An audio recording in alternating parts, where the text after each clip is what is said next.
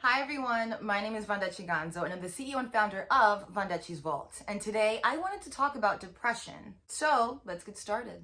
As you know, depression can affect anyone. And if you didn't, well, now you know. But cultural and gender differences cause African American women to experience depression differently. Attitudes and beliefs about mental illness and mental health services in the Black community tend to lean toward the idea that therapy is not a traditional coping mechanism for Black people. So researchers at the National Alliance for Mental Illness, aka NAMI, NAMI, find that African American women tend to reference emotions related to depression as evil or acting out. Now, let me just say, avoiding emotions was a survival technique, which has now become a cultural habit for African Americans and a significant barrier to treatment for depression. And as a result, Black women are more likely to deal with the shame many feel about poor mental health and depression in much of the same way by avoiding the emotional toll it takes on them. Now, part of the challenge in getting care is the cultural belief that only people who are crazy or weak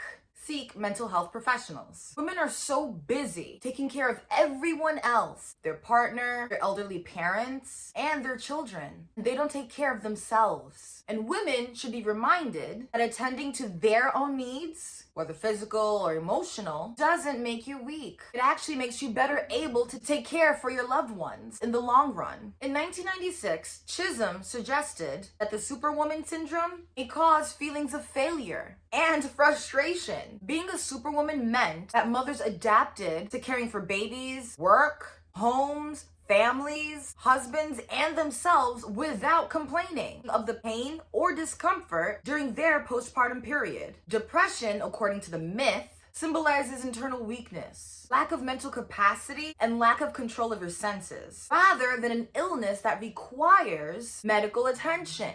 Having depression of any kind decreased respect for a person in the African American community. So acceptance of these myths have caused failure to seek help, not take prescribed medication, and or rendered them unable to recognize the signs and symptoms of depression when faced with it. Stereotypes such as the angry Black woman or Black superwoman are based in a reality in which Black women are expected to do everything perfectly all at once. Through the idea of the strong Black woman, African American women are subject not only to historically racist and sexist characterizations of Black women as a group, but also a matrix of unrealistic interracial expectations that construct Black women as unshakable, unassailable, and naturally strong. Findings from the National Mental Health Association's survey of African American attitudes about clinical depression suggested that African Americans fear seeking help for mental illnesses, feel embarrassed about seeking help, and refuse help because of denial. The practice of repressing feelings as a survival strategy continued to be an aspect of Black life long after slavery ended.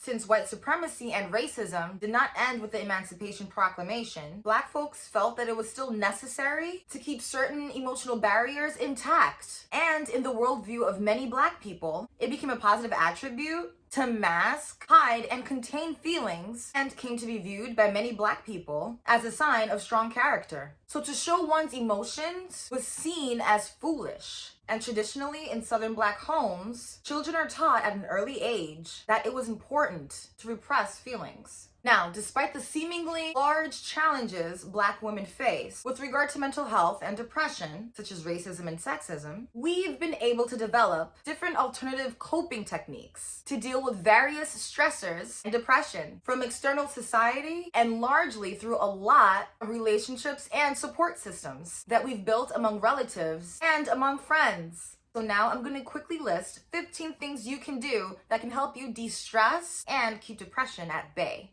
Number 1, exercise. Number 2, drink some warm tea. Number 3, organize your environment and declutter. Number 4, unplug. It's okay to turn off your phone sometimes. Number 5, laugh. Number 6, eat stress-busting foods and stabilize your blood sugars. Number 7, have an energizing shower. Number 8, prepare for the next day the night before. Number 9, take in some sun rays. So open the window curtain and let the sun in. Number 10, keep up with daily routines, or do your best to try and keep up with daily routines. Number 11, aromatherapy. Number 12, treat yourself. Number 13, listen to calming nature sounds, like the waves of the ocean. Number 14, take up journaling. And number 15, meditate. So thank you so much for watching this video. If you like to watch other witchy wellness videos on public health, or Black Girl Magic, please go to my website. It's www.vondechii.com. Thank you so much for watching this video, and I'll see you there.